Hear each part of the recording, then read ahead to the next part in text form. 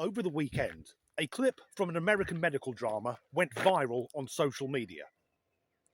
And it's one of the wokest things I've ever seen. It's clear that the makers of this TV show were more concerned about ticking every diversity box than they were about plot or a believable script. Not only is it very woke, it's possibly the daftest thing I've ever seen.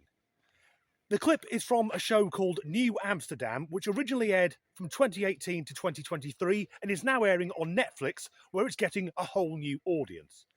The clip in question first went out in 2020, and I'm sure we can all remember that was something of a problematic year.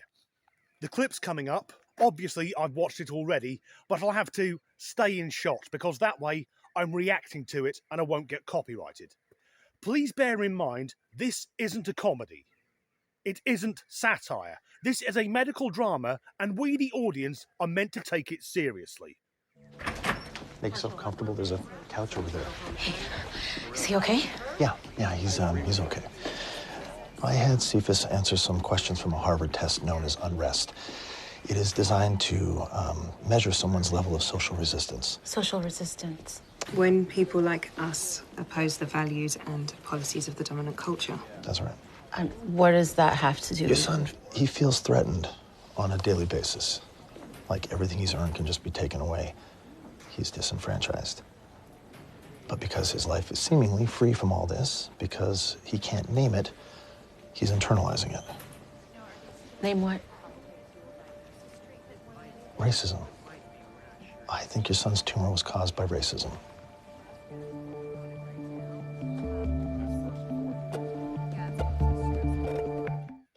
So that's a doctor telling a mother that her son has got cancer because of racism. Someone wrote that. In fact, more than that, someone was paid to write that. A professional screenwriter. And it will have gone through production meetings, through table readings, rehearsals and dress rehearsals. And before filming, no one held their hand up and said, "What the fuck are we talking about? Are we seriously suggesting that the patient has got racism-induced cancer?" And given that this is a medical drama, there will be professional doctors working as paid professional advisors. I can only assume that a doctor was given the script on April the 1st and thought, sod it, I'll play along with the joke. Oh yes, this is very common. I once had a patient who wore a MAGA hat and refused to take the knee before a baseball game. And the next day, she woke up with AIDS. And when you break down what's actually said in that clip, it's even worse. Because it isn't racism that's caused the illness, it's internalised racism. The patient has so much anxiety that he will be subjected to racism, that he will lose anything, that it's made him ill. Therefore, the cancer has been caused by not being subjected to racism. Ergo, the cure for cancer, apparently, which has eluded physicians for hundreds of years, is white supremacy. So let's imagine we can get this show recommissioned and run with the storyline that overt racism can be used to treat serious illness.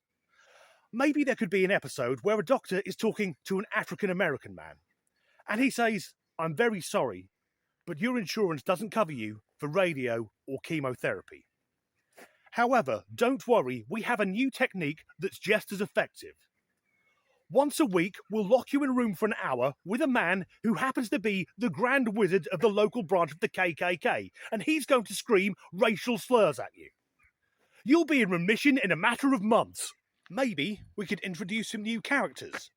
Dwayne and Jim Bob, two rednecks who drive around the hospital in a pickup truck, shouting at anyone who isn't white, "Go back to where you fucking come from."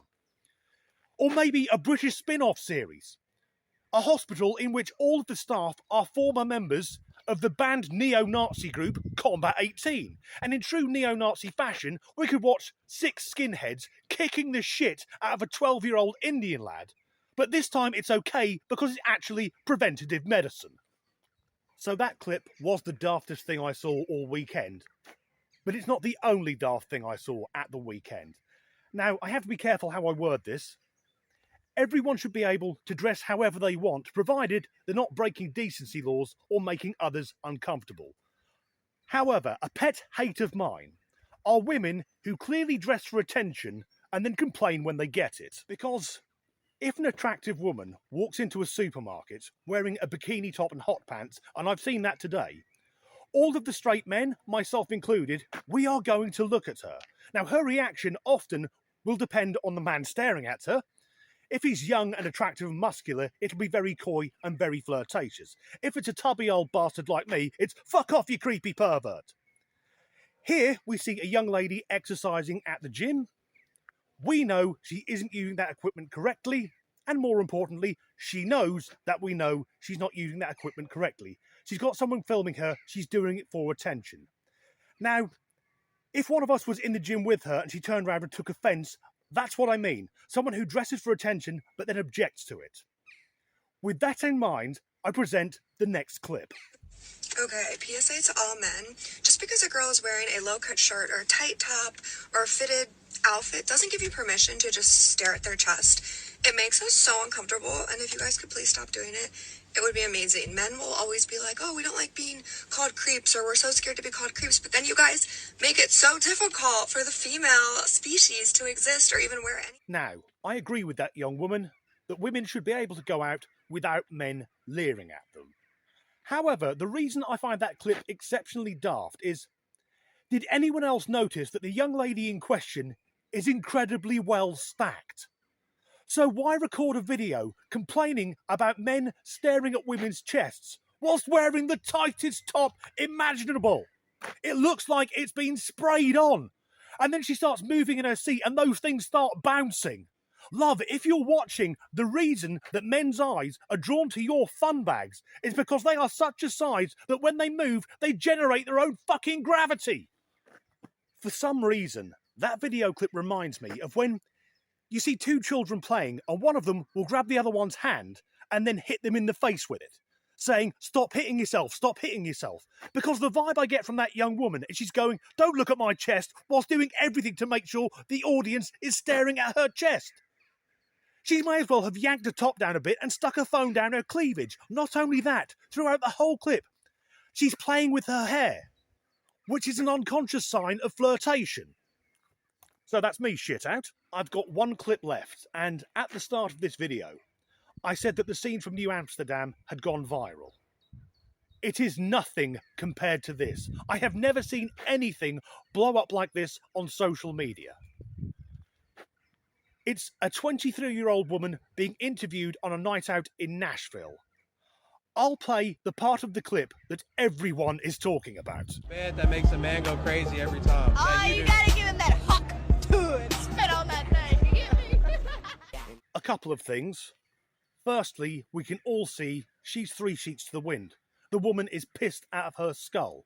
So I would argue it's somewhat immoral of whoever made that video to post it online.